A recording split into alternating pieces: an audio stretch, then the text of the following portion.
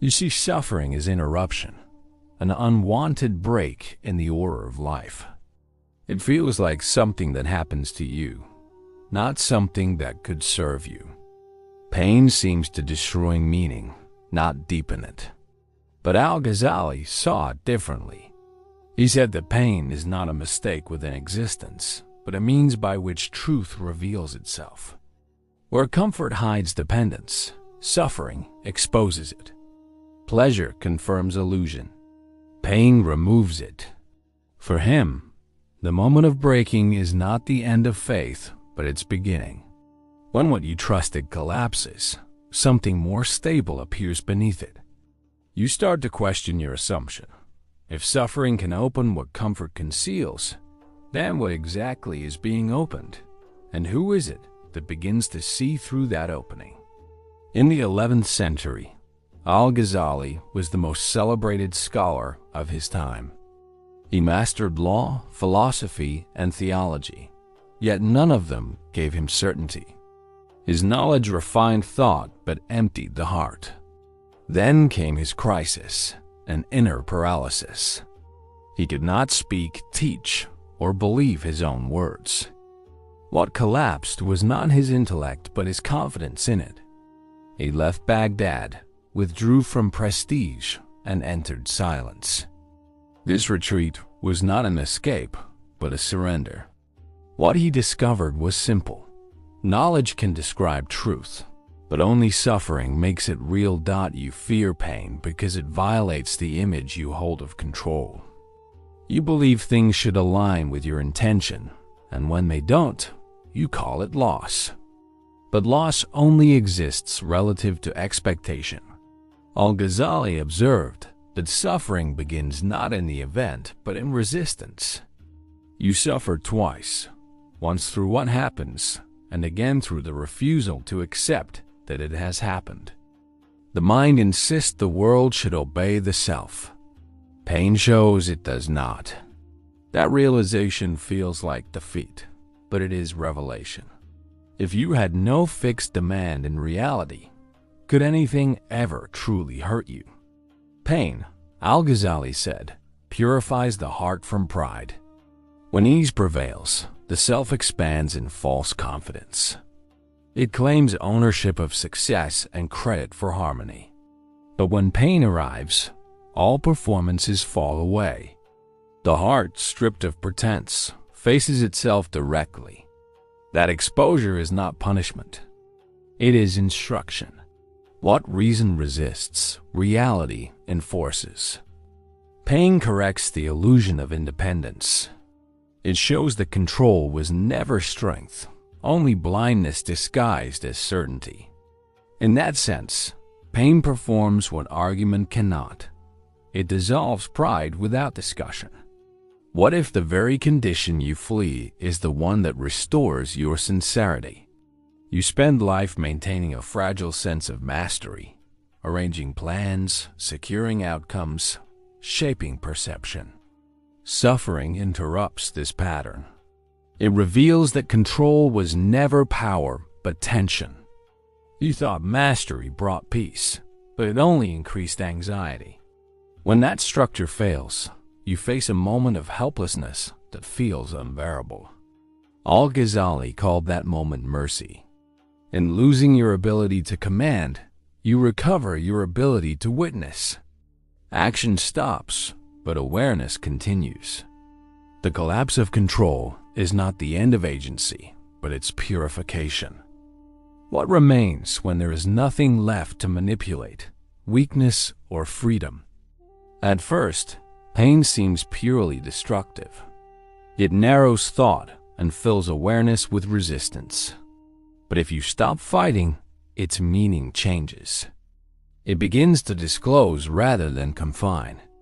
Al-Ghazali wrote that when the heart stops asking, "Why me?" it begins to ask, "What is this showing?" That shift transforms suffering into insight. Pain ceases to be chaos and becomes communication. It reveals how deeply you depended on what cannot last. The lesson was never about punishment but perception. Not what you lost, but what illusion you were forced to release. What if pain is not life's enemy, but truth's doorway? Al-Ghazali taught that gratitude belongs not only to pleasure. To thank only in comfort is to thank for illusion. Gratitude deepens when one sees that even pain serves awakening. When all plans fail, you begin to see what remains unbroken, your dependence on the real. Gratitude then shifts from having what you want to seeing what cannot be taken. It becomes a quiet agreement with truth itself. In that moment, you realize that pain has not removed meaning. It has removed the false measure by which you judged it. Could gratitude itself be the first form of healing? You often search for explanations, moral, logical, or spiritual, to make pain acceptable. You believe that if you could understand it, it would hurt less. But Al-Ghazali warned that this search can become another form of control. To demand meaning is to keep distance. True transformation occurs when explanation is no longer required. The intellect looks for causes. The heart learns through endurance. When you stop insisting that pain must justify itself, it begins to speak in a different language, not of reasons, but of recognition. Can you face suffering without the shield of interpretation, allowing awareness to replace argument? Al-Ghazali said that when the heart has been purified by suffering, it becomes capable of seeing what the intellect cannot reach. The intellect observes. The heart receives. Once emptied of pride, the heart no longer filters experience through self-concern. Pain removes the noise of ownership, leaving a quiet transparency. Through that clarity, awareness reflects what is real, not what is imagined. The self that once suffered becomes the space through which knowing occurs. The lesson is not endurance, but intimacy. To feel deeply is not weakness. It is participation in truth. What if pain's final purpose is not to wound, but to reveal?